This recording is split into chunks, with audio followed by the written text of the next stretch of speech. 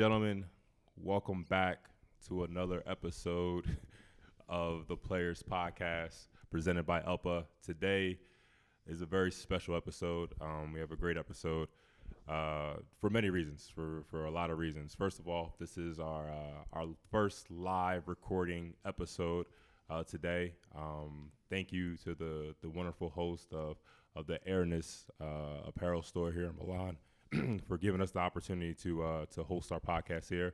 And for a second reason, just because of that, I had to bring out the big guns. I couldn't necessarily just have just one guest. I had to bring out two of the most prominent players in Italian basketball history.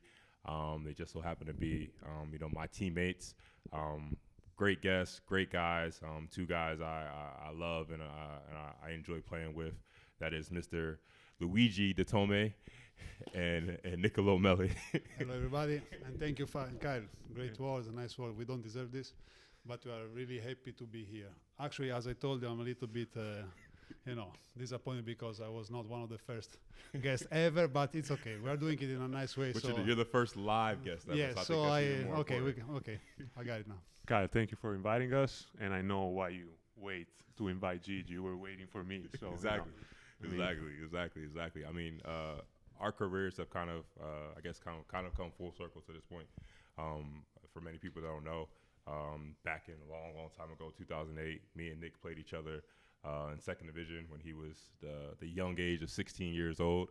And Gigi, I played in Verily where he was at the time in Rome. My very first EuroLeague game was to see him play versus Maccabi many years ago, and we ran into each other playing friendly games, and other times I would watch him from afar in Rome. So I'm happy to be here with you guys, like I said today. I mean, if I think finally I'm your teammate, Kyle. Yeah. Finally, I'm very happy to be finally your teammate. But it's crazy how, my first year as a professional player when I was 16, I actually play against you. Yeah. And you were in Veroli with Andrea Trinchieri as a coach, and you were already dominating the league. And You were not, I guess. No, I wasn't. I wasn't. Definitely wasn't. No, absolutely, I wasn't. And of course, after playing against each other, and I was impressed of how you were playing, because you were probably one of the first, I would say, undersized center, and how you were playing and how you really dominated the game. And I kept following you, and finally being able to be on your side after losing many times against you, is nice. But as you said, we're coming to a full circle, and what you have done in these years is just amazing. Thank you. I appreciate it. Now, easy question. The first question is the easy question. Do you guys remember the first time you met each other? I try to remove the memory. It was a bad moment in my life, first of all. No, I had therapy after that. Actually, I do. I don't remember, because you were not something special to remember. I always remember your first love, Finally, you admit. Let's take the opportunity to have a coming out today. When was it? It was a national team, for sure. Okay. And you came in Rome. Okay. He was a little, how you can say, arrogantello. A little cocky. A little cocky. So, I need to take care of him and to We don't show him the right way. We don't say what you did as a punishment. I was not there. No, you were there. I remember your ugly face coming out of the door and checking what's going on. No, I remember. Definitely, I remember. Yes, So I you see, still remember where. I didn't remember it was the first time I met you. No, but he was really talented kid, because they just had the final of Eurobasket that year. Yes, So it was 2011, lost against the Spain of Mirotic, if I'm not wrong. So here and there sometimes they pick up the. I mean, you cannot put it that way. Lost to the. I mean, we won the silver medal. It's a medal. Yes. No. Somebody else won the bronze. Didn't win the. But silver. when you finish winning a final, Yes, right. the Now. taste is better than losing a final. Anyway, so he showed a lot of personality coming into the team, taking the shots. He was not refusing any shot. That's why I felt he was cocky. But he was very young but very talented. Of course, everybody knew that he could do great things. And then he was on him, and he put a lot of work, of course, and then good things will come. Didn't come so far, but will come for sure if he comes. But could you imagine all these years later that you guys would be as close as you are as far as like a friendship and, you know, what you both wanted off the court? No, actually, no, I couldn't No, imagine you that. couldn't tell back then. You couldn't tell. But after a couple of years, when I became a little bit more an adult, more Less professional, less cocky also, less yeah. cocky. Yes, no, but the thing, then we always had a special connection, a special bond. You know, Gigi is a decent player, I would say. Decent, yeah, when you play. Yes. But you know, as a human being, you know, is he has his interest. You know, he reads. He's always, you know, he speaks about different stuff than basketball. And to me, this was always something very important. You know, for me, basketball, of course, is one of the most important part of my life. But there is so much more out there. And with Gigi, I always had the chance to talk about that. Maybe we disagree many times but I mean, it's something nice to have a teammate like this. And, you know, when you start talking about important stuff, about stuff outside basketball, then you create a bond, you create a relationship. And then, of course, playing 2 years in Fenerbahce together, being a roommate in Fenerbahce, taking care of everything. The walls had eyes. No, but taking care of everything. He was living in the room when we were checking out. There was, it made our relationship stronger, for sure. Now, I want to go all the way back to the beginning. My daughter was talking to me today, and she was like, "Dad, I don't have a dream yet." And she's been really big about dreams. So it made me wonder, you know, when you guys were both younger, what was your initial dream? Was it basketball? Was it like, what was your dreams kind of growing up? Can I talk a little bit, or it's only you? Okay. No, I mean, dream, when I was a kid, when you say dream, it was just playing basketball. Not even having a goal, just playing basketball. I remember my mom asked it when we were coming back home from practice, and she told me, like, you know, she threw the question, what do you want to do when you be an adult? I say, Mom, I'm going to play basketball. And she pull over and say, hey, Gigi, basketball is not a real job. Like, you need to study and do other jobs. And I was so naive, and I said, you know, I want to play basketball. This is my work. And it became reality with a lot of work, a lot of luck. A lot of luck. A lot of luck. But this was the dream. I was not, maybe was became player of national team, playing with in the Serie A. I was watching Myers, Fuchka, great Italian players, Meneghin, and was not even a target. It was really a dream. And then I achieved really more than I dreamed about. So if I look back, I feel more than blessed and more than lucky, really. More than lucky. For me, my dream as a kid was to play in the NBA, because I remember I had these 3 cassettes at home with Dr. J, Larry Bird, and I was just keep watching them. You know, the Chicago Bulls of Michael Jordan. So that was my dream, you know, to play in the NBA. And the other is still to win something with the national team. And I remember when I was watching the final of the Olympics in 2004, when the Italian team won the silver medal. And, you know, for me, it was a big thing. I had the Italian jersey on. And those were my 2 dreams as a kid. One, I was able to, you know, to make it happen, play in the NBA. The other one is, you know, still a work in progress. You'll get there. You'll definitely get there. Hopefully. Now, you both grew up in I would guess many would consider the height of Serie A or the Italian league. You know, at the time where, you know, Bologna and Treviso and, you know, Siena, Milan were all winning titles. You know, some of the best players in the world, Ginobili, you know, in Reggio Emilia, you know, you had, I think it's Michael Mitchell, and, you know, Kobe Bryant's father was, you know, there. So I'm curious to know, because, like, I'm a basketball historian at heart. What was it like as a youth growing up during that time? You know, in Italy was like the height and kind of like the golden and the top place to be for basketball. What were kind of like your memories of some of those times? Well, actually, Mike Mitchell is my idol. Like my real idol. Like before Michael Jordan, before everybody, Mike Mitchell is my idol. And he's also why I always try to play with the number 4.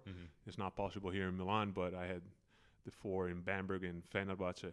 I mean, for me, I was going to watch the games at the arena in Reggio Emilia, and at the time we had Mike Mitchell, Gianluca Basile, and so we were not the team, but competing against certain teams was amazing. And then watch Virtus, Fortitudo.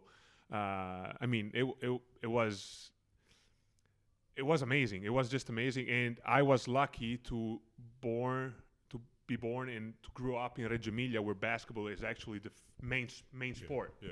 So we were like living for basketball, and being able to have so many talents in Italy was something special and something that always inspired me growing up. Me living in Sardinia was a little bit different because I didn't have this opportunity to watch live games of Serie A. Like the top team of Olbia, my hometown, was in 4th division, and to me it was the NBA. Like I was cleaning the floor, and really maybe my first dream was to be one of those players. The really first dream. So, but we had the opportunity. There was only one game I remember on Saturday afternoon, like 3:30. They were showing also maybe only second half of the game of the Serie A, and that was something huge to watch it and to watch those teams. Maybe I didn't understand, didn't realize how big their team was. Just you could watch just basketball at a very high level, and as I say, there was Basile, Fucca, Myers, those players. The national team was the main players, and you were cheering for them and looking at them and trying to do the same moves on the court and so on. And then because I'm born close to Treviso, my mom is from there. When I used to go to visit my grandma, especially for the holidays in Christmas time, maybe there was an opportunity to go to see live in Palaverde the Benetton, and that was incredible. I remember trying to give the high five to Henry Williams, R.I.P., incredible players. And so I remember there was something incredible, something that, like NBA, something that you can now never be part of. But I was a kid, of course, and then growing up, I was smelling that I could have the opportunity to be there at least, and then maybe be part of that war. So that was my fire inside. Both of you started your professional career at 16, if I'm not mistaken. Gigi, you left home, left the island of Sardinia to go to Siena. Nick, you stayed home. What was it like to realize that dream of being professional at 16 years old? It was a trauma because I was playing basketball just for fun, and then all of a sudden I was in a club that just reached the first Final Four EuroLeague, so it was treating me like a pro. Yeah. It was great for me because I started to be a pro at such a young age and made me mature faster. But it was a trauma at the beginning because I was going to the basketball arena just to hoop with my friends before going to Siena. After that, they were demanding to perform with the kids, to be ready to practice with the top team. So it was a little traumatic, but it was my moment to see, okay, I want to see and show if I can think about this for the rest of my life and being this my life. It was an opportunity, and of course I put a lot of enthusiasm in that. And after the first moment that you miss home, you miss your friends and stuff, you realize how lucky you are to take advantage of this opportunity. And after that, of course, I never looked back. For you, Nick, was it a different experience? Did you feel a different type of pressure because you were playing at home, and for the club that you said like you had watched since you were a young child? It was a special moment. I remember that the coach at the time called my parents because I didn't have an agent back then. I was 16. I called my parents and said, "Yeah, I wanna bring your son and first team. He's ready to play." And I don't know if I was ready to play, to be honest. It was the second division. It was physical, and I was this tall, but like 35 kilos less. Skinny. Very skinny. And I don't know if I was ready for the impact of the physicality. And that's also why in my first 3 years of career, I went through 3 big injuries. And so, to be honest with you, I don't know if I could go back, if I would pick the same decision, because, the body is also something very important. You have 2 knees. You cannot just, change them right away.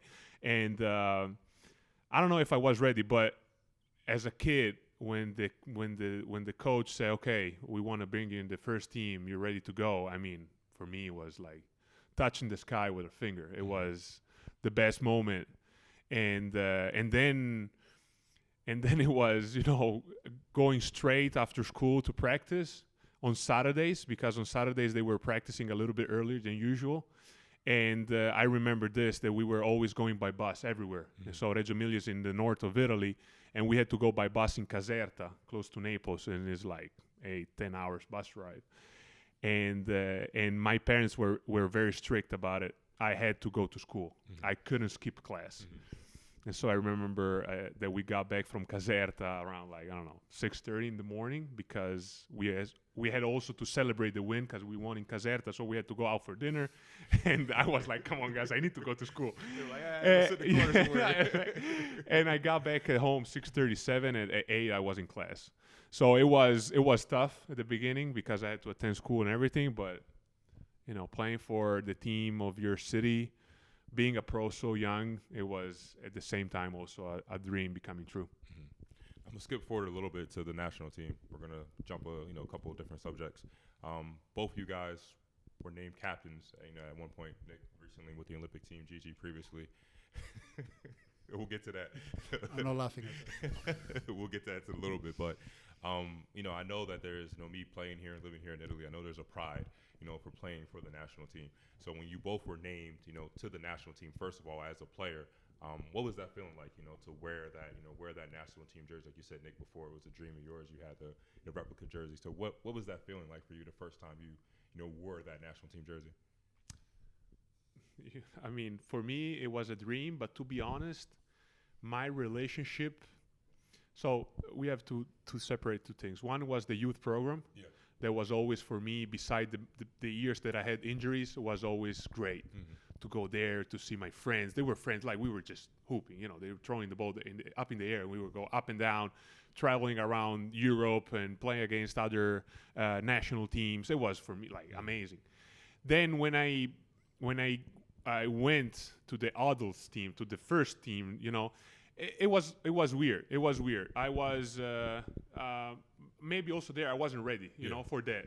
And my first couple of years were, I would say, tough. And so I believe the relationship with the national team for me grew. And now is like, I cannot wait to go back. I know that as soon as we finish the season here, 2 days after, I need to go to the national team because we have the qualification for the. I cannot wait. Yeah. I'm ready. I'm ready. And I was also very, very proud to be captain this last summer, even though I was, just because Gigi couldn't be there for an injury. And but right now for me is like a second skin, And I cannot wait to go back to the national team. It happened to be part of national team of my age when I was back in 2001, so 13. Yes, I was going to be 14 in November. So I was 13, but to get to national team first, you have to be in the team of your region. Before that, Provincia, so Providence. So it's like the city. There is a city selection, basically. I knew that I was going to be part of the program because I knew the islands, but I was, I don't know if I'd be part of the Sardinia of the island because. So I've been part of the island. It was incredible. Yeah. And then they told me that I was going to be national team part. I was like, this was incredible. Think how bad was the national team at the time. And I was immediately the captain. With no talents at all. Like disaster. How was that? Daniel Hackett was cut from the team. Can you imagine the level of the talent? Sometimes when you think about, what happened in your past and who you met, what happened to them, how did you make them? It's crazy. Yeah. Like I met so many guys when I was 16, 17, and we had so many different paths. And maybe, at the time I was struggling, they were doing great. Now I'm a little bit, it's amazing. If you think about it, it's very tough to understand when you are 16, 17, who's going to be a player. Yeah. It's very tough. As I say, Daniel had an incredible career, but at that age he was little chubby and he was out of the 12. And if you think about it now, you say, how is it possible? Because careers are incredible. How is it possible you were in the 12? And I was always there. I'm incredible. No, and as I said, it was, I did 5 Eurobasket as a youth, 5 as a senior, being the captain the last 10 years. It's something incredible. I think it's still the romantic part of being a pro, because when you look for a team. I mean, you sign for a team, you have goals, and you are paid, so they pretend. But this is, you go there, you want to be part of national team. Yeah. We want to have a role in the team, to succeed, to spend your summer. That at the beginning you do it for fun because you're a kid, you want to hoop. Certain ages, you think maybe, you know, if I take a summer off, it's good for my body, for my next contract and stuff. But you do it because really you feel bad to stay home, because the national team is something that you have the opportunity to do it, is the best thing in basketball. That's what I mean. Like, as far as like sense of pride, like I'm like, as an American, like we know that I'm not going to play for the dream team. So it's almost like I'm almost like a little bit envious. I disagree with the selection. But you understand. No, like, you know, I'm envious and jealous of you guys, because it's like, you know, you guys really realize that dream. You guys get the opportunity, and like I take my hat off to you guys for the fact like you go 10 months out of the year with the club team, and then turn right back around without even a question to play for the national team. Like, you know, sometimes, but for the most part, without a question, you know, to play for the national team. And I said, like, I mean, I give so many European players, you know, so much respect, and like you said, a lot of it's just because of the pride. You know, the fact that, like, you know, playing for your country, it means more. So. I know when you play for Milano, you have I don't know, 1-2 million fans. When you play for national team, I don't say 60 million fans, Whole but country. all the countries for you. And you know, it's also first of all, give back to basketball, let's say, but also basketball is giving you something more, because the love that we feel, I think both of us, from the supporters that are proud of us that we go to national team. Also when we went after the your first Fenerbahce year, that nobody was expecting us to go for a window, but we took time to go because it was national team. I mean, so it was no question for us. No, it's different to play for a club or for the national team. It's hard to explain it too. And like, for example, last summer when we qualified for the Olympics, we didn't win a medal. We just qualified. You know, for certain nations it's normal. They're always there. For us, was something special. It was almost 20 years we were not there. I mean, the hype around us is unbelievable. Unbelievable. And this is something that you cannot find in a club. Doesn't matter which club it is. Doesn't matter how many fans. It's different. It's totally different. Now, stay there for a second. I want to know about your Olympic experience. Obviously, it was a little bit different this year because of COVID, and you know, weren't allowed to do as many things and as totality as for the experience. But just going to the Olympics, your mom went to the Olympics in '84, if I'm not mistaken, and won a medal. So what did that mean, not only for you, but I guess, you know, also for her to, I guess it had to be a dream come true to see her son, you know, playing in Olympic Games as well. It was amazing. And that being said, my goal is to go to the Olympics in Los Angeles 2028.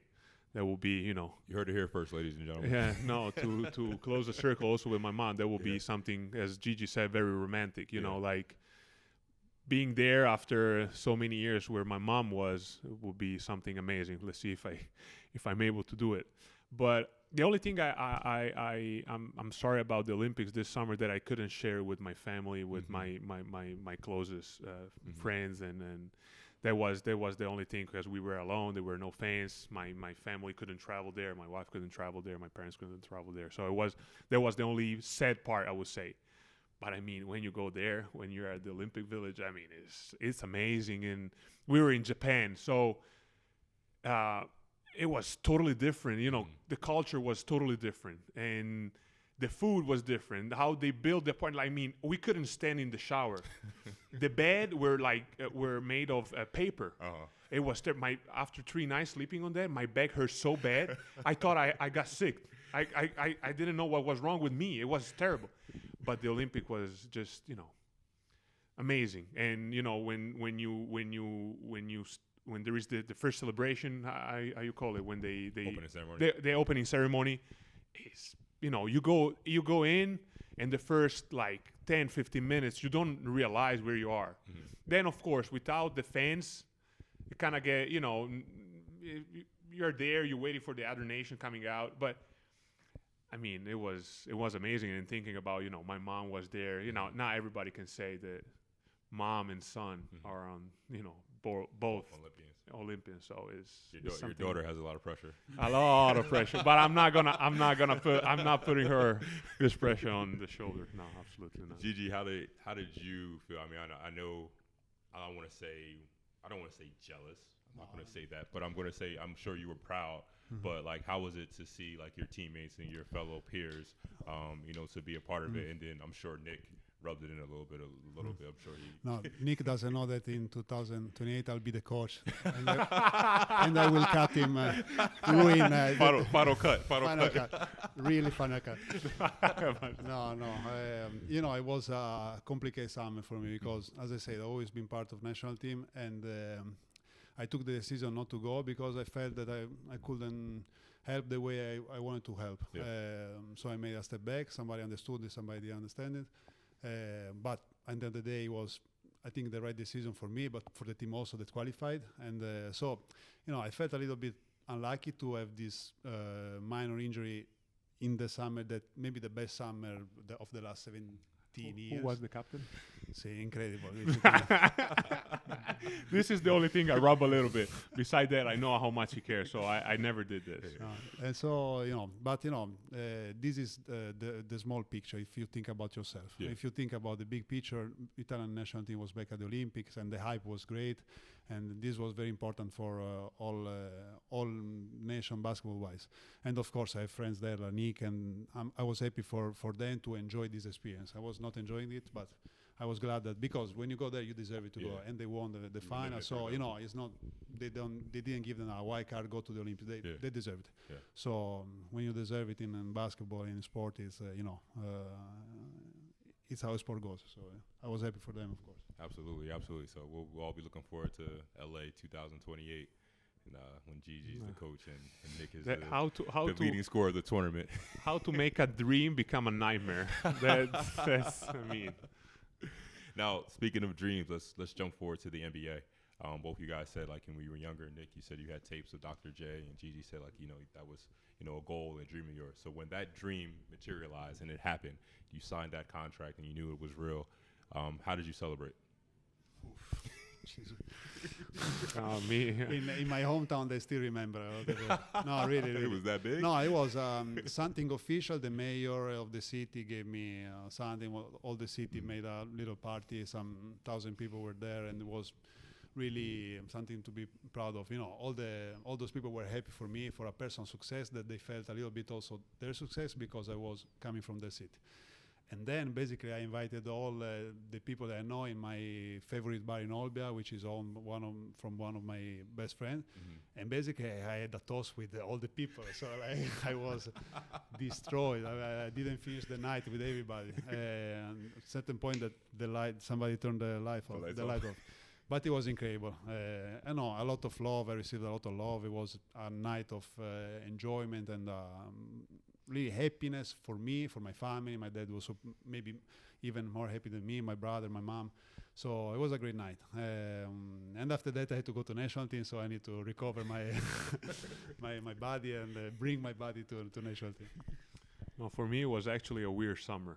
I mean, it was so busy because I had to take surgery on my knee. Mm-hmm. I got married. And 2 days after my wedding, we flew to New Orleans to sign the contract. So that was actually the honeymoon. Yeah, not a bad honeymoon. My wife disagree with that. Definitely disagree with that.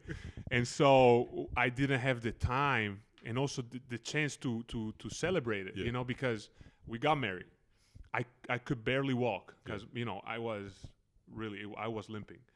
And then we flew immediately to New Orleans. And when we came back after 3-4 days, I had to keep going on my rehab. Mm-hmm. So it was, but I mean, of course, as a family, we celebrate with dinners and stuff. But I didn't have the chance to celebrate as Gigi did. Toast with the whole time. No. No, a huge mistake was that I was hurrying up because I need to make the bag for national team, so I forgot to add the dinner. So it was rookie mistake. Straight to the drinks. Yeah, but it was it was still I remember everything of the night seriously, and it was beautiful night of happiness and happiness with my friends and my city. I have two questions about the NBA experience. First, I asked this question to everybody, but what was like your fan moment? Like, you're out on the court and you're like, I'm guarding Kobe Bryant, or this is LeBron James, or this is somebody. Did you have like a fan moment like the first time? And then also, when was like your first realization that I'm an NBA? Because the NBA is the pinnacle. It's like the pinnacle of, of all basketball, pinnacle of every profession. So when did you have that realization? Like, oh, I'm an NBA player. Like, did that ever like have that aha moment? Well, the fan moment, probably the first time I played against is either Steph Curry or LeBron James. Mm-hmm. Probably Steph Curry for how good he played. Mm-hmm. I think he scored 38 that game. He won easy. And LeBron James for how just physically big is. Like you know it, but when you see it live, I mean, it's just unreal. And he was the only player to give me the feeling that he has a on-off switch. Mm-hmm. For three quarters was off. At one point, say, guys, I want to win the game. No, playing around with bam. There was nothing we could do. And I realized I was an NBA player at the first official game, game 1 of the regular season in Toronto, when they put me in. I actually had a good game, but the moment I stepped in, I sub in. That was the moment I said, okay, I'm an NBA player. Fun moment for sure. My first friendly game, because I was against Miami Heat, and you watch on the other side of the half court, and it was LeBron, Ray Allen, Dwayne Wade, Chris Bosh. I say, what am I doing here? That's a great question. That's a really good question. No, really, it's really where I am. It was tough to focus on the game, because to step in the arena, to have my jersey, the jersey with my name on the Pistons jersey, was really moving moments. Then when I started playing a little bit, I never felt comfortable on the court, maybe because I was willing to show a lot, the minutes were not there, blah, blah. Maybe in Boston, when I felt like an NBA player, that I was playing normal and I was having normal minutes and I was feeling part of the locker room also. Yeah. That moment I say, okay, so I'm an NBA player, but this was almost after 2 years. So, but when this moment happened, it's really incredible. You stop for 1 second, you sit and you watch yourself in the locker room with everything of the NBA that is special for how many things there are with the logos of in everything, on the plane of the Detroit Pistons. I remember it was the Detroit Pistons logo on the seat, but it was something, those details that make you feeling a kid in Disneyland.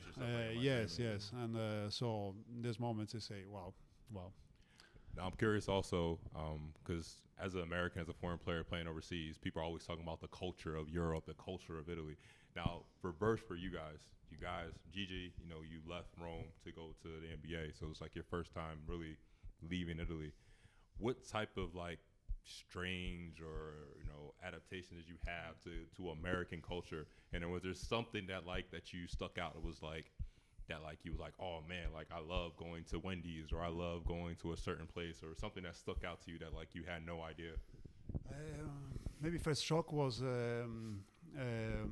how people was it's funny how people were strictly respecting the rules in the streets, because I was coming from Rome, and Rome is you survive in the traffic. Istanbul, but I was not coming from Istanbul, so I took like tickets in the first and I was scared because the police they turn on the lights and they pull you over, so you feel like guilty. I say, okay, only speed, what's the problem? Okay, I will pay the tickets. But this was something, and then I saw that everybody was going in the highway, everybody on same speed, respecting the rules. Say, okay, we need to adapt. And I did it pretty fast. And then I remember going to dinner very, very early, like 6:30 for us is very early to go to dinner. I remember I went out from the movie theater at 9:15, and the best steakhouse was closed already. I say, these little things, there is nothing huge, but you need to adapt. Exactly. But what I liked is the efficiency. Basically everywhere, okay, for sure in the NBA organization, but also in every office, in every errands that you need to run, people usually is very, very efficient. They take pride of this, and I liked it a lot. Well, for me, having my mom come from Nebraska, I kind of knew already the American culture, even though Nebraska is pretty different than Louisiana. We like it. We like it there. I mean, my wife and I. And the only maybe two things we really didn't enjoy was the weather, because in Louisiana it's terrible. I mean, it's so humid. And Detroit was good. It was. and Couldn't complain. and the pace they have. Yeah. They're so slow. Yeah. I mean, in the car. I Bayou. mean, they are so slow. I mean, let's go, guys. Let's do it. Let's do it. You go in somewhere, you order something, it takes 5 hours. But beside that, it was nothing difficult to do. And I spent already 2 years in Germany, 2 years in Turkey, so I had to adapt already to different culture. I mean, once you I think knowing the language, this helped. No, this helped you a lot. And once you find your 2, 3, 4 spots, you're good. Yeah. Then you explore. But once you have and we found them pretty fast, so it was easy. Nick, did you ask Gigi for advice? Because Gigi was kind of like the trailblazer for you. He was kind of the pioneer, to go to the NBA. So when you're making your decision, did you call Gigi and say, "Hey, Gigi, do you have any advice for me?" Actually not, but not because of Gigi. No, not because of Gigi. Because now is the last serious moment with Gigi. After we're gonna start making fun of each other. But I wanted to be my decision because I was in a very good position with Fener. They offered me a new contract in Fener, a very good contract. Really? Did they? And you were not part of the team after. I was like either me or Gigi. So you immediately. My work behind the scenes. Don't worry, we got Gigi immediately.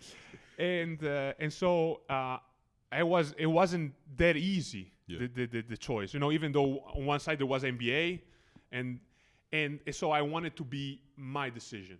I didn't want to listen to somebody else. But this also, it was my parents, it was my wife. I wanted to be my decision, so that I could live with it after, because you never know how it goes. Gonna go. And I remember when I picked this decision, I walk out of the bedroom. I was in the bedroom after surgery, so I was laying down on the bed, and I said to my wife and to my parents, "Okay, we're going to Louisiana, to New Orleans." Yeah. But no, I didn't ask. Then after, yes, we talked how it was, what to expect. But to be fair, Gigi really helped me a lot in my first period in Istanbul. Mm-hmm. I was at your place for like a couple of weeks at the beginning. So we're gonna talk about that. I wouldn't get to that. Okay, no. So, but not for the NBA, no.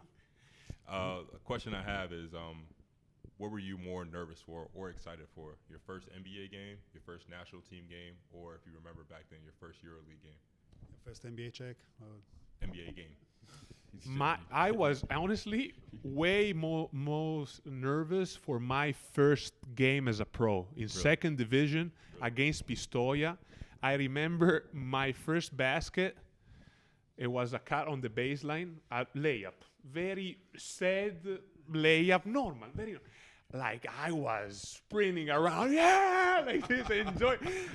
But because who was this kid? No, really. What? I remember somebody wrote an article about we have this kid like enjoying. No, but I was so happy that I scored my first basket. So that was the most nervous moment of my career for sure. You, Gigi? No, I remember the first moment that I went on the court in Serie A. It was the last seconds of a game, last 39 seconds against Scaloni Pesaro. Alfonso Ford was there. Djordjevic was, I think, his second last year of career. But you go there, you sit on the sub, and your heart is already pumping like you are sprinting from 10 minutes. So the mouth is dry. Yes, it's like this. It's like this. You still need to step on the court. The emotion was big. And then, no, in NBA, no, really, it was okay. For sure, it was moving. It was, something different, but never as the first one as a kid. Maybe just because you're a kid and, you control the emotions less, maybe. But my really first time was almost a nightmare, because sometimes you dream when your legs are shaking. That's exactly how it was. Now we're going to jump forward to EuroLeague. Gigi, you can take a break. Me and the Freak City guys are gonna talk. Oh yeah, I love it. What makes we both spend time in Bamberg? For people that don't know, what makes Bamberg such a special place? And for you, that it was almost a time for you to, how would you say it, kind of turning point. Reset your career. You know, you coming from Milan, you know, you had some difficulties, and you know, you went to Bamberg and you thrived there. So what was about Bamberg, first of all, that made you give you the abilities to thrive there, and what makes it such a special place, Bamberg, Free City? Well, Bamberg actually really changed my life. Yeah. Like completely, on and off the court. Yeah. On the court, I mean, they had a project. They had people that could, you know, run this project, because it was not just the coach, but it was also the organization behind him, also the strength conditioning coach, the team they built, and the fact that, you know, we were playing EuroLeague without a lot of pressure, because when you're Bamberg, you don't have a lot of pressure when you play EuroLeague. But at the same time, we almost made the playoff the first year right away, and it was the old format of EuroLeague. And for me, on the court, what made it special was, you know, the people in the Bamberg organization. Now they are all spread around the world, and off the court, you know, I met my wife there, and I met a lot of friends. Whenever I have the chance in summer, I spend 1 or 2 days in Bamberg. I go back there, even though it's a very small city. Yeah. It has something special. What made you want to, and I'm going to ask Gigi the same question later, because he did something similar in Turkey, but what made you want to get immersed into the culture there, the German culture? Because you eventually learned the language. Like you said, you met your wife, you were meeting friends, you know, at such a young age, when most people, when they're abroad, they're staying in their apartments, they're playing PlayStation or Xbox, they're not leaving. So what made you want to get so much immersed in the culture there? Well, two things. I don't know why, but I always wanted to learn German. Mm-hmm. And I never had the chance. I never studied in school. And so I started taking classes, even though I just took 10 hours of German classes. My first year, I met my wife my second year in Bamberg. And I became very close with my German teacher, who is Italian, and he was, you know, a teacher in the university back then. And I just want to learn the language. And honestly, the people there they were great with me. So it was very easy to embrace the culture. It was very easy to feel a part of the city, even though, you play in Bamberg, so you know how they live for the team. Yeah. You know, and you go in the gym, doesn't matter if you play EuroLeague or you play the domestic league, they are always there supporting you. Then we had also this thing that after EuroLeague games, maybe also domestic league, we had the chance to go and eat upstairs with the fans. It wasn't mandatory, but you know, in Detroit, they were closing the restaurant at 9. In Bamberg, they closed the restaurant at 6. You need to eat dinner at 5 p.m. And so we were all going there, and there was also another chance, you know, to meet the people from Bamberg, and you know, to feel part of the city. And the other thing is, honestly, as a basketball player, when basketball works, everything else is fine. It doesn't. You can be in the most beautiful city in the world. You can be in New York. You can be in Milan. But if basketball doesn't work, you don't enjoy life. Yeah. And for me, back then, basketball was so easy. We were having fun. We were going around. I think we lost just to Real Madrid at home, or maybe you won. You won against us with the last shot. We lost just against you, and reverse autobahn. Reverse. Yes, the reverse autobahn. And then me and Thijs, we didn't switch. Still remember. It was a great screen. That's why. But exactly. Okay. What a bad defender on the screen. Yeah, it's true. All true. Everything true. When it's true, it's true. And so we were really enjoying it, and so everything else came very easy. Yeah, I mean, one of the things I like about the Bamberg program, you look about all the players that kind of came through there, and you look at like not only are we having success in EuroLeague, but even in the NBA with Wanamaker, with Tice, with so many different players, with Miller. You know, their program. I think they don't get as much credit, you know, as they deserve as a whole. I mean, because now obviously they're not in the EuroLeague, but I think they don't get as much credit as a whole. But what about Andrea Trinchieri? He was my first coach. He brought me to Europe. He's the main reason I'm here, you know, here today. You know, but speak a little bit about him as well. I mean, I have a special relationship with Andrea. As you know, he changed my career. You know, he gave me the chance to take responsibility, real responsibilities on the court. He put me in the middle of his project, and it worked out for both of us. And I mean, Andrea, I believe, is one of the best basketball minds we have in Europe, and I really enjoy playing for him, and I really like how he sees basketball, and I mean, there is not much to say. I believe the results speak for themselves. For what he have done in the past years. Also with Bayern last year. Going one game away from Final Four. I mean, if you think about it, something huge. Yeah. Like, where was Bayern 3-4 years ago? Absolutely. And so, I mean, I was just lucky to be part of that group. And, being coached from Andrea was, of course, a huge part. This episode is brought to you by Airness. Airness is the main basketball destination in Europe with stores all over Italy, including the largest basketball store in Europe located in Milan. It's a place you would definitely want to visit if you're in town. They're opening a store very soon in Paris. You can also go to airness.eu as they deliver all over Europe. That is AIRNESS.eu. At Airness, you can find all basketball-related products from the latest sneakers, basketball shoes, jersey, apparel, and accessory for men, women, and kids. The Airness store in Milan is actually where I go to get my shoes, since I can find the sizes and releases that I won't find anywhere else. Visit one of their stores or visit airness.eu to see their full range of products. You can always follow them on Instagram with their username @Airness for all the latest news. Now back to the episode. Gigi, you were leaving the NBA and had the opportunity to join Fenerbahce. Now this is Fenerbahce in the beginning of the whole project with Obradović. I think it was his second year, and you were one of the first players one of their first big signings. What was it about Fenerbahce? What was it about Coach Obradović that I'm sure you had other options. I'm sure you had opportunities maybe to come back to Italy and other places. But what was it about that project, and that team that made you want to sign there and play there? I think after 2 years, a lot of work and a lot of struggle in finding a role in NBA. I was drawn by such an incredible coach that choose you to be part of an important project as a Fenerbahce. I was lucky enough to have different options, but when I saw that Obradović was calling me for Fenerbahce, a very ambitious club that just had their first Final Four and they wanted to win EuroLeague, and I was never part of EuroLeague team on high level. I played with Siena, with Rome, but we were not competing to win. It was pretty easy as a choice, and then of course we met because I was taking a big decision, and I wanted to meet him, and immediately we found a bond. We didn't talk much, but I understood that we were talking the same language on about basketball, about work, about the daily approach to work. And I remember he told me everything is matter of respect and to be loyal to each other in the team. And this was, coming from 2 years where everybody is most of the time is thinking about his own interest, playing his minutes, scoring his basket, because I had this opportunity, this experience.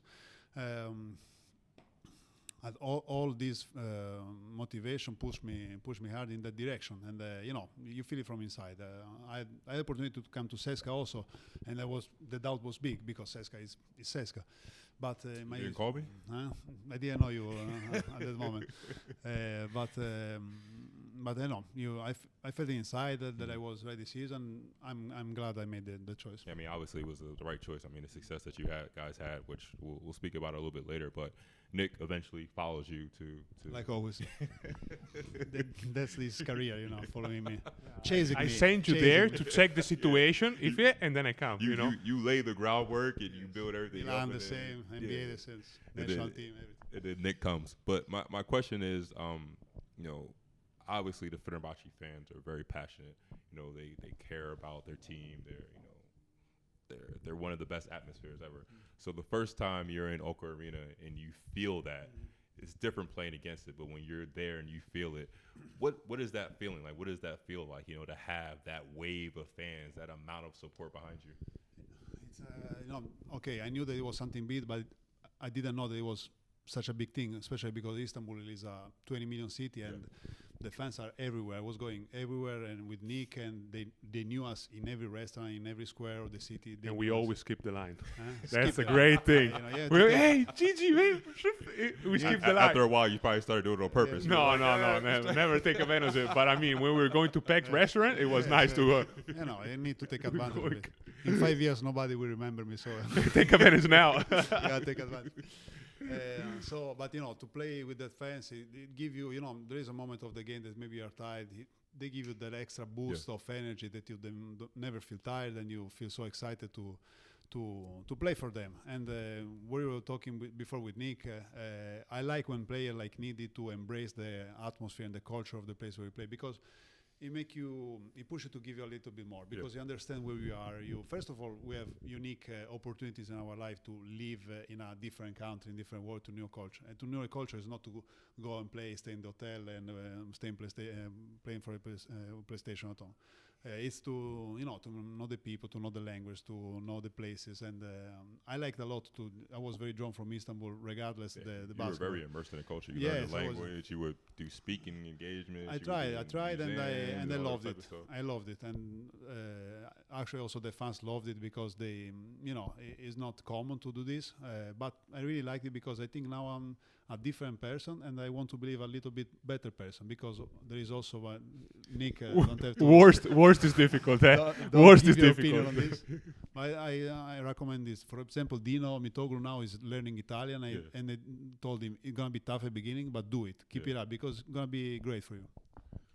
Now, I just want to summarize what you guys did there. I mean, Gigi was there a little bit longer, but 5 consecutive Final Fours, a EuroLeague title, 3 Turkish Cups, 3 Turkish League championships. President Cup. Yeah. We will talk about President Cup. The President Cup. But how would you, characterize your time there? How would you? I was also a turning point for my career, because at that moment I had 10 years in Serie A, winning the MVP but never a title, like an important player. NBA, fighting for my spot but never being an important player for any of the teams. So at that moment of my career, I wanted to win something, because that's the ultimate goal. You know better than anybody. So Fenerbahce made me a winner player, or a player that won something. So to be part of that project, or that team, it changed my career. After that career, I was finally a player that could help also teams winning, and I'm glad that also Milano called me after Fenerbahce for the same goal, and that I take a lot of pride in this. So I give a lot of credit, and I own a lot to Obradovic, to Gherardini, to all my teammates and coaches and the fans, of course, that we achieved so much together in those 5 years. For me, was the natural choice to do when to go to Fenerbahce, because as you said, I was in Milan with different role, and then go to Bamberg, and you start feeling it, you start to taste how good EuroLeague is, when you are really part of it. And then I had the chance to go to the NBA, but then I talked to Obradovic, and it was then after talking to Obradovic, it was very easy to go to Fener. I don't know if you ever had the chance to talk to Zeljko, but I mean, you talk to him 5 minutes, you're ready to fight for him and throw yourself in throw yourself in the fire. And those 2 years where it's different to play EuroLeague just to play. It's the other thing to play EuroLeague to win it. Mm-hmm. And this is a mindset you cannot have just the last 2 months. You have to have it from the very beginning. Absolutely. And with a coach like Zeljko, I remember first game in EuroLeague, we go to Malaga, and Malaga won Eurocup. So it was a kind of European Super Cup, because Fener, the year before I got there, they won the EuroLeague, and Malaga won the Eurocup. So, the two winning teams facing each other, and we lost in Malaga. Probably I had my worst game in EuroLeague. Way more. No, that was very bad. No. And so the day after we traveled back to Istanbul, we were not flying private flight. We got home pretty late, and Zeljko made us watch the game. And after we practiced, and we finished practice around 2 a.m. Yeah. 1:30, something. That was my first welcome card. Welcome to Fenerbahce. I was like, that moment I thought the season started now. Yeah. Yes, but the thing is, I didn't feel like, oh my goodness. I was, okay, let's go. Yeah. It wasn't like, I felt like, yes, a punishment, but a punishment to make you understand what we're fighting for. And, being there, winning, being able to win. Unfortunately, we're not able to win the EuroLeague. But going to Final Four is still a great achievement, because for how Final Four are made, everything can happen in that weekend. So it was amazing. In the weekend in Belgrade, the first Final Four I was in, it was just amazing. and it changed also your mindset and also how you prepare, also how you approach certain games, and it was amazing. I want to turn to the present now. Up to last year, it's been some time before since the Italian team has really had a huge presence in EuroLeague. We were able to, do that last year. But I want to skip ahead. We'll go back a little bit. When you heard that Ettore was taking the job in Milan, as Italian players that, like I said, had been to the, seeing the heights of Italian basketball, had been through it, what were your initial thoughts during that time, It was something huge for not only basketball in Italy, I think, because Ettore is so much respected from all the sports. Milano in the last, I don't know how many years, they try to do things seriously with great coaches, great players, but somehow, different reason, I was not here, so I cannot judge, but didn't bring Milano to that level. But when Ettore signed, so now this is the moment that they want to maybe to do it the last try, because if you cannot do it with Ettore, with his career, you will never do it. So I knew that Milano was going to be, a tough team to play against, because one more time, the Ettore career speaks himself. Mm-hmm. So the first year of Ettore, I was still in Fenerbahce, and I remember with Fener we lost in Milano. And I had the true experience that it was going to be a tough team to play against. Yes. Yeah. What about you, Nick? I had Ettore in national team, and I could see how he was working, and then of course his career speaks for itself. Yeah. I believe this is perfect combination. You have on one side Armani and his group, being the owner of the team, and then make the team run from Ettore, who knows how to do it, and with his experience, with his career, what he has done is it goes beyond, to me, because I experienced Milan before. Yeah. It goes beyond winning a title. Then of course, winning a title is what is like. Okay, I did it and I won the title. Is something that acknowledge you. But what he has done here, changing the culture completely, absolutely, making this one of the best organization is not just about money, because there are a lot of teams that have the money. Milan had money before, but they were not like this. We were not like this, because I was here. And now when we go and play on the road, like I remember when I was in Milan and we were going to Barcelona and we eventually won, we were like, oh, a miracle. Mm-hmm. Now you go to Barcelona and you know that you can win. And if you lose, you're like, oh, we didn't play well. Yeah. You know what I mean? It's not like you go everywhere. Change the status of the completely. And expectations are different. But the expectation, they were always there. I believe the expectation. Yeah. The thing, the status was not there. Yeah. Mm-hmm. And the mentality wasn't there. The culture wasn't there. The preparation wasn't there. The respect, of course. But they also had big coaches back then. They also had big players. Something was missing, and I believe Ettore brought it, and hopefully we are able to do something nice. It depends on Gigi. like the President Cup. Of course. What does it mean after so much time abroad for both of you guys? What does it mean to return back home to Italy to play, to have opportunities for your parents to see you play, to for your friends and family after being away? What does that mean for you guys? To me, it's nice to be here, because I left in a certain way and I came back in another way. So it's also a chance for me to say I was right leaving. I was right to believe in myself. Mm-hmm. And right to be cocky. Also. Yeah, you cannot talk about it, because you need to be a little bit. You need to believe in yourself. And but of course, to me now, to be in Italy, to play for the national team in summer, is really, I feel really part of it. Is like, for me, sometimes there is almost a little bit more pressure when we play domestic league than EuroLeague. You know what I mean, as an Italian, because you don't wanna lose against anybody in the Italian league. When we played the Italian Cup, it was you want to win it. And it's nice. It's nice to be here and to play in your country in front of a lot of people.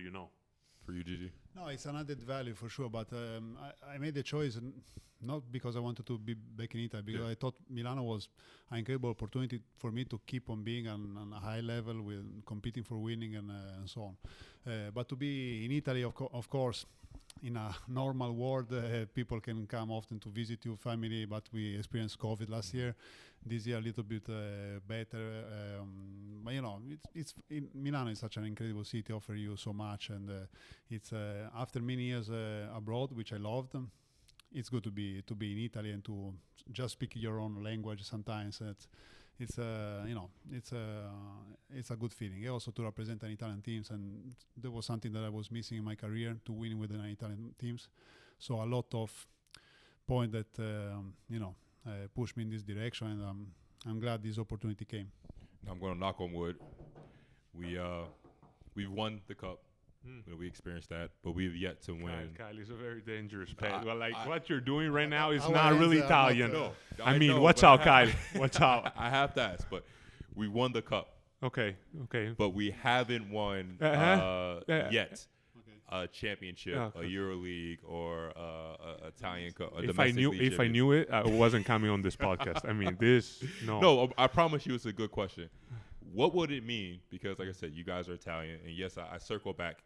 Gigi, you won the cup in 2004 with you've seen Siena. Yes, you were part of the young team. Yes. But you were part of the team. Mm-hmm. What would it mean for the organization, for Milan, to win a EuroLeague title or to win Italian Cup? What would it mean? Well, I experienced the Italian Championship, and it was amazing. Okay. Amazing. It was really amazing. To win EuroLeague is, He doesn't know what it means. No, really, I doesn't know. Really, I doesn't know, and I don't know, and I don't want to even think about it. Yeah. I don't want to even think about it. Me either. My wife all the time, she asks me, and this may be something stupid, but I don't know why I'm saying this, but she asks me all the time about the Final Four. Ecco. All the time. But this is a wife mistake. No, yeah, and she asks him, she's like, "Oh, Final Four this, the Final Four here," and I'm like, I don't talk about the Final Four till we get to the Final Four. You spoiled that a little bit. I mean, yeah, Kyle, with you is a little bit different. No, I mean, you have how many Final Four in a row? Yeah, 24. How many Final Four you play? This is what I always say. She's always like, "Oh, even in the playoffs," she's like, "Oh, we gotta do something." I'm like, no, like I run out the room and I'm like, I don't want to hear this. So I understand. I get what she's saying. So, but they don't want to even think about it. Yeah, it's too big to think about it. And I never won EuroLeague. So for me, it's also, I don't want to even.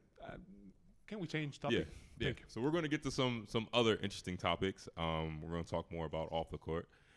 First, I'm going to pull this out. Kyle, please don't do that. Don't do it. Ding dong. No, Gigi, for people that don't know, Gigi is an author. What a surprise! Let's say best-selling author. Oscar Wilde colleague. Yeah, exactly. Call me how you want. He's up there with the greats. So first of all, I want to know what went into the process of you writing the book, and afterwards, Nick can give his review of the book. I asked Nick also to describe the position on when you were taking the review of the book.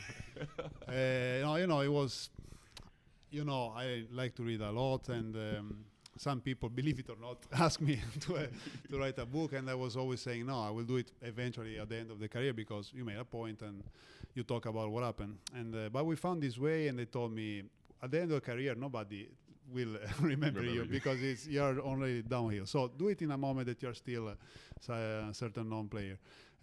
We found a way to talk about my career, my life, but also a lot of behind the scenes, talking through object. Every chapter is an object, and I don't know, talking about guitar, I talk about my hobbies, talking about the EuroLeague trophy, I talk about the first 2 seasons in Istanbul. It was a way to tell my story, to share my values, and I spoke also about you, did I? Yes, only when I go to the toilet. That is highlight. Our in my relationship life. was a little bit better. No, it was an experience to write, to see the books in the bookstores when I go, to present it, to have people that tag me on Instagram that read it and liked it, and maybe saw something in the book that I didn't want to emphasize, but they appreciate it a lot because every book you read it with your own eyes and you read it with your experience. So it's every book is a journey. And I was free to do it, and we found a way to do it in an organic and spontaneous way, I would say. Nick, do we expect for you to write a book? I have the title. Which is Melli's mentality. Melli's mentality. No, I don't. You No, told me, yes. I like it. No. I don't think. I really don't think so. I don't. No. He has nothing to say. No, exactly. I agree. I have nothing to say. Is this Gigi? Is this the first of a series? Are we expecting? No, hopefully not. Please, Kyle, one is way more than enough. Are we expecting more? Next one gonna be a fantasy version, like with dragons. Your life is a fantasy version of. So now I'm gonna have a few questions, off-court questions, and then we'll wrap it up. I know I kept you guys here long enough, and I know it's really a pleasure. Yeah, I mean, it's a pleasure to be with you, Kyle, not with Gigi, but thank I mean, you. We're with each other every day, so I mean, both of you are our parents. Both of you are girl dads. Gigi a little bit newer, but Nick, you're more experienced. Your daughter just turned one. Gigi, you're coming around there. But how has parenthood changed you, and how has being a girl dad changed you as well? Well, to me, being a dad was my biggest dream above everything else, above playing the NBA. To become a dad was my life goal. And I don't know why, I always thought that I had boys. I don't know why, because probably my family are all boys, and I don't know. And then when Matilde born, it was just, and now I'm completely in love and completely lost, and it's just amazing. It's just amazing, and I cannot wait to see what life is gonna bring us. And every day is a new experience, and something new, something different you learn, and it changed your life and also put everything in perspective. So that's also something very, very nice. For you, Gigi, you're the almost brand new, basically brand new rookie father. dad. Yeah, rookie. No, I know it's such words cannot describe the feeling. Still, if now she's 2 months old, so she doesn't interact a lot.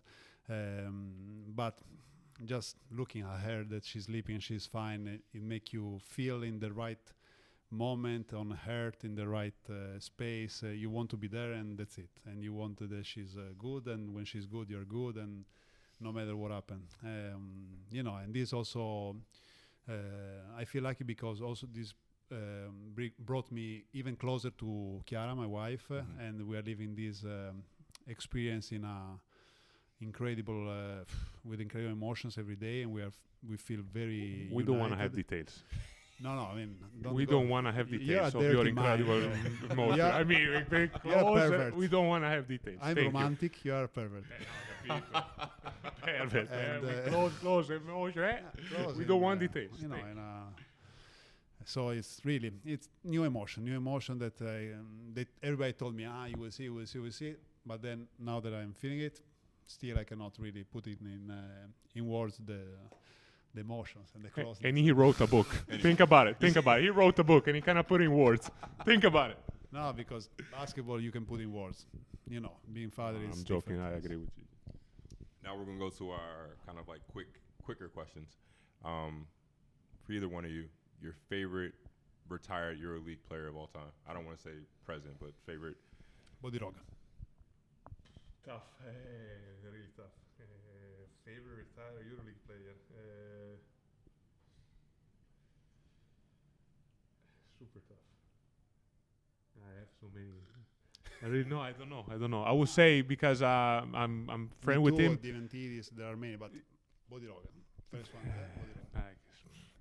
I would say because we are friends, Gianluca Basile. Mm-hmm. If you can go to dinner with anybody in the history of mankind, who would it be? Not Gigi. You cannot say me. No, not Gigi. I'm part of history. Michelangelo. Why? I read a lot about him, and I think as one of those human beings that they throw it an alien throw it in the war and say, hey, give a little, speed up the world a little bit because they need somebody to push them in that direction. I have no idea. Kyle, you should tell me before this. I have to think about it. You know why I cannot write a book. No. I would like to Karl have Marx. dinner. No, I would like to spend dinner with a friend that I lost. Okay. 6-7 years ago. Okay. I would like to have this chance to spend dinner with him. That's beautiful. That's beautiful. Rest in peace to Yeah. him. Your favorite place to go to in Milan? Non-restaurant. I mean, home with my wife and Matilde. I mean, that's the Great place answer. to be. Great answer. That's the place to be. That's the place to You be. tell us the truth. No, that's the place to be. Beside that, where do I like to go? Usually I go to get groceries. This is what I have to do. Not restaurants, huh? Not restaurants. I like a lot Arco della Pace, close to Parco Sempione. You, Gigi? Yes, I was about to say that in Parco Sempione, or there is a bookstore I love a lot. When I go there, it's my moment of peace. It's Go Library, and I found a new one, very nice, Scatola Lilla. I would suggest. They give you discount if you say their names? 10% if you say Gigi. GG10 is the code. Is your book in there? No, it's a serious library. Because it's an independent. So this is why you go library. to the library. You're. Do you have my book today? Yeah, exactly. Every day to ask. You know about author, right? I can go. I'm waiting. They recognize me, but still. While we're on the subject, favorite book? Il Conte di Montecristo. I don't know the English. The Count of Monte No, Cristo. non è the Conte. Non è the Conte. Sì. Writer? Dumas. Bravo. Dumas is francese. the Dumas. Who told you to read that book? Not you. Me. No. Yes. No. That is a great book. You see how Gigi works? He takes credit of everything. We're forgot, he and forgot. who did you this? And I cannot say no. It's not you. Like I would say Shantaram. Shantaram is also the book Shantaram. that 1,000 pages that usually I don't like, but I read it. Said that's it. It was amazing. Yes, it was amazing. I thought you were saying Gioco come sono. I mean, that's a want great you to- opportunity. I I mean, I wrote it. I didn't read it. you didn't read Bravo. Don't read it. Trust me. Don't read it. Trust me. Don't read it. Don't do that mistake. Nick, I'm not sure if you play an instrument, but I know Gigi is, multi-talented in different instruments. But your guitar, favorite song for you to play on your guitar? Happy birthday. It's not easy. Happy birthday. For my skills. For your skills, it's very difficult. Oh dear. Prepare yourself, guy. Tears in Heaven, very sad song by Eric Clapton, but very fun. And when I play it, you think it must be super good, but I'm not. I know very well that song. You just mastered one song? Yeah.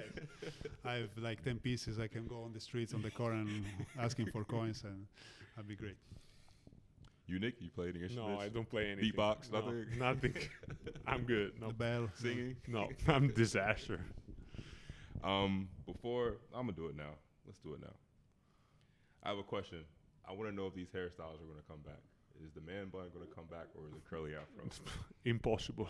No way. No No, chance. for me, no. I'm a dead now. You I gotta cannot. know that. No, whenever I see those pictures, like, what was I just going gotta- on in my head? No, Why? I- No, I- Kai, I don't miss- show them. Yes, Don't yes, show the show pic- them. I gotta show the Nick one first. Oh no, my God. goodness. No, it's a disaster. The No, picture no. of No, no. cockiness. Can you say cockiness? It's a disaster. Look at this. Hey fans, do we want this hairstyle No, to come but back? Yes, we want. I don't Come care. back? I don't care. Like, it's not coming back. And then the most famous of all. Right there, pretty tidy. It's not too bad. No, but it's such a long way. No. And then I'll start losing it. So How No, long no. did it take you to? from 2010 to summer 2000, 2 years, 2 full years. How many times did you wash them in that 3-4 times? Were you sad? Were you sad that you cut it, or you were relieved? No, I was kind of sad. The motivation was great, but I still miss it. Sometimes I say, oh. You go back in. Yes. When I was coming out from the Kyle, I have a picture on my phone. We were together in Bologna with the national team. And I wasn't taking naps in the afternoon. Yes, and so I was keeping the blinds open and I was reading. And Gigi, he still had the long hair. And to make darkness, he put his ears on the eyes, and I have a picture. Seriously, he was sleeping with the hair on his eyes. Multi-purposeful. Yeah. Come on, guy. This is not hygienic. You should share that picture. I will find it. We'll find it. We'll post it. All right, last question. Question I always ask. If you can give advice to younger players, to people out there that are listening, especially the youth out there that are listening, that want to be successful, not only in basketball, but just want to be successful in life, what would that be? Go ahead. Okay. Look at Gigi and do the opposite first. He's obsessed. He's obsessed. No, beside this is, I believe, respect.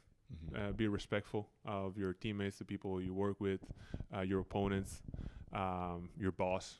You can always pretend respect back if you give respect first. This is my thing, and the second is to, young players to enjoy, first of all, to have fun, to love the game. You have to do mostly when you're young, but even after, you need to do something that you love, and if you have the chance to do it, and give your 100%. If you put these three things together, I think you have better chances to, that something good happens. Yeah, for sure, love what you do, because maybe it's not basketball. Maybe a young kid still need to find his passion, and then when you find it, devote yourself for it, and this means give your 100%. Work a lot, because nothing comes easy without the work. Nothing comes without the work. And be loyal to yourself, be brave. There is many things that in the certain points of your career you to do. Be respectful, be brave, be desiring to work and be better. Never feel that you arrive somewhere. Be humble. Something that Nicolò understood very late in his career. I understood it. But you understood. When you met me, you understood. I appreciate you guys, but before we go, I got one more question. Since we are in a sneaker store, so it's only right. I just want to ask, how do you guys choose your game sneakers? Is it by comfort? Is there a certain color? Is it a certain style? Is it a certain, what it is? Three things. Yeah. They have to be white, low, and comfortable. Then I don't care if they are, because we are Adidas both. But you don't care. I don't care if they are Donovan Mitchell shoes, Damian Lillard shoes. They have to be white, low, and comfortable. When did you come up with this criteria, or is it something that has it's come something up all over? Just you develop over time. Yes. For me, comfortable, first of all. Light, because still there is a lot of weight to carry, and less weight I have to carry. No, comfortable is the most important thing. When I find the shoes, it's difficult that I change it. Maybe I like some shoes, but to change the pair of shoes is... You remember your blue shoes in Fener? No, those shoes really could walk alone. Those shoes were destroyed. This about until the last day that I could use them. You have no idea, Kyle. Yes. You have no idea. No, but we need to feel free on the court, and yes, with Adidas I found this the last I don't remember the name of, but the model that you have Donovan. You play with no. They remember the Reebok old. Those were the old Damian Lillard shoes. Those are incredible, comfortable. Yes, I think I found my shoes. You're sticking with those. I'm sticking with that. Thank you guys, man. I appreciate you guys for being the first guest of this live podcast. It was fun. It was a great conversation. If you guys say we could probably talk for another 2-3 hours if we, we're going to dinner now. Guys, I have if you some want questions for Nick now. When did you start to stop being cocky? After I met you, Gigi. After I met you. No, thank you, Kyle, for having us here. Yeah. Next time, let's do it just me and you without Gigi. But it was nice, and you're doing a great job with this podcast. And good luck. I think a lot of people is enjoying it because you bring a lot to the table, and you make players talk not only about basketball. That's most important thing and most interesting thing. And keep it up. Thank you guys. Thank you for all the fans and everybody that are watching. Thank you for Airness for hosting us in their beautiful store. And we look forward to you guys watching more episodes. Take care.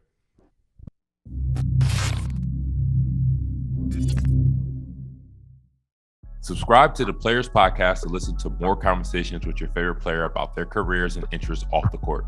You can also check out Upload TV and GTM Family Productions on YouTube for more content. Thank you for listening.